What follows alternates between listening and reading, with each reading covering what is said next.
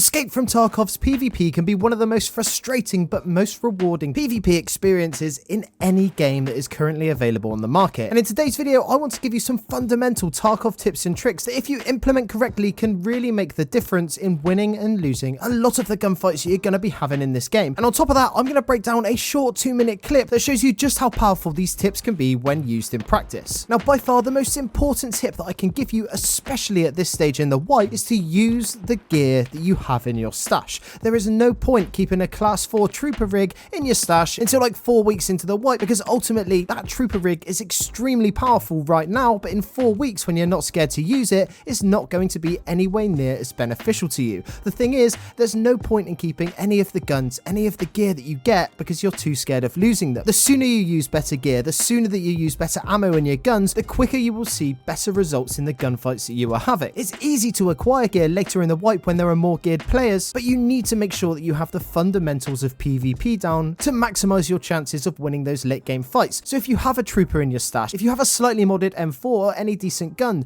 you need to be using them right away and trying to shrug off that gear fear as soon as possible, because you're going to find yourself in much better situations. Now, another fundamental of PvP that you need to understand if you're going to make it in Escape from Tarkov is the difference between left hand and right hand peaks. In the background, I'm going to show you some examples that show you just how powerful a right hand peak can be. The reason for this being is that all of the operators in Escape from Tarkov are right-handed. So if you're leaning on the left-hand side, that means to get the bore of your rifle across the angle that you're trying to peek, you need to expose your whole left leg, half of your stomach, your left arm, and the left side of your head just to be able to peek around that corner. And this is what it looks like from the enemy screen. Literally half of your body is going to be exposed. However, if you're concentrating on only taking fights with a right-hand peek, all that the enemy is going to be able to see is potentially your elbow, your weapon, and half of your head. This means that even from the standpoint of just getting spotted, it's going to be a lot harder for the enemy to see you, because you're not going to be making such an obvious shape and an obvious profile against the cover that you're hiding behind. 9 times out of 10, this is going to give you the drop on the enemy, and you're going to be able to dispatch of them with a quick headshot before they even know where you are. So make sure that you're taking advantage of these right-hand peaks, because they seriously will win you so many more gunfights. And then the next tip that I want to talk about before we go into this clip that I'm going to break down is your centering. This is actually a tip that could be used for literally any FPS game in the world. And basically what it is making sure you're fully aware of where the center of your screen is. Make sure that whenever you're walking around Tarkov, whenever you're pushing buildings, or even if you're just sort of looting and searching, the center of your screen needs to be looking at the most likely areas that an enemy could be. This means that if an enemy does show up in that area, you're not going to have to adjust your aim to be able to get on target and kill them. Especially in a game like Escape from Tarkov, where the time to kill can be so short if you're hitting those headshots. If you're already pointing at where an enemy's head is most likely to be, you are going to have an infinite advantage in any gunfight that you come up against. And this is especially more prevalent because the point fire or the hip fire in Escape from Tarkov is incredibly accurate. Usually hip fire in games comes with a sort of bloom effect because you're holding the gun down at your hip. There is no hard surface for the gun to recoil against, and this means that the bullets can go literally anywhere. However, the difference between point firing and ADS in Escape from Tarkov is literally just the gun position and whether it's up to your eye or not. This means that when you're just walking around Escape from Tarkov, the butt of the rifle is always going to be shouldered. This means that wherever the bore of your rifle is pointing in Tarkov is where the bullet is going to go. So in close range engagements, it's always going to be extremely beneficial to use point fire, especially if you've been practicing your centering and you're very confident with where the center of your screen is, because this is going to be where your bullets go when you press the trigger. Now, with those fundamental tips out of the way, I really want to show you this clip that I break down in great detail to show you how you can use them when it comes to an actual real life situation.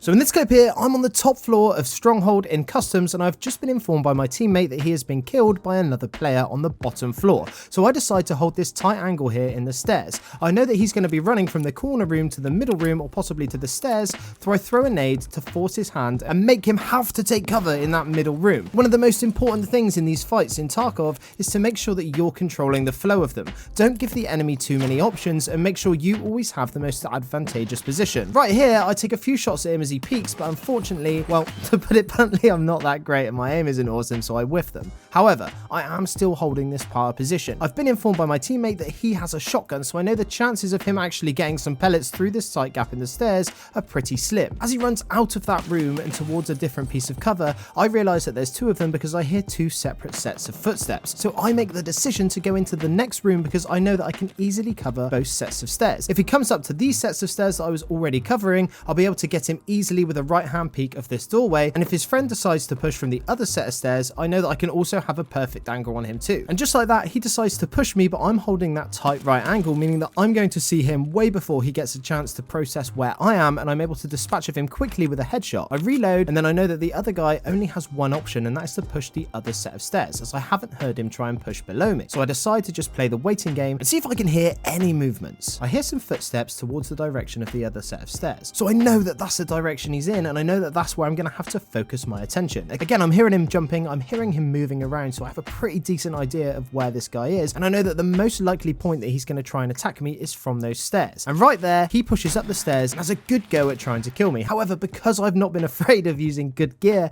I'm using a class 4 armor and a class 4 helmet, meaning that I'm pretty much safe from most of the ammos in this early portion of the wipe. He decides to push around, and I know that he's most likely going to push from the same angle that his friend did from the left hand side, so I swap my M4 to full auto because I know this is going to be a close range engagement. And then I hear him running and trying to push me, so I know that I need to cover this angle, so I spray with the remainder of my magazine to see if I can take him out easily as he crosses. This doesn't quite work out, and I'm forced to reload. However, this does work in my favour because the sound of the reload makes him push, and I'm able to hip fire him and kill him relatively easily. And there we have it, the fundamentals of PvP. I really hope that some of these tips helped you guys, and for those of you who have watched my videos for a while, you'll know that I love to see who sticks around until the end. So if you're still here, I'd like you to let me know by answering this question down in the comments. Would you rather your toenails grew 3 inches every day or not have any toenails at all? Anyway, that's it from me today. I'm Average Joel.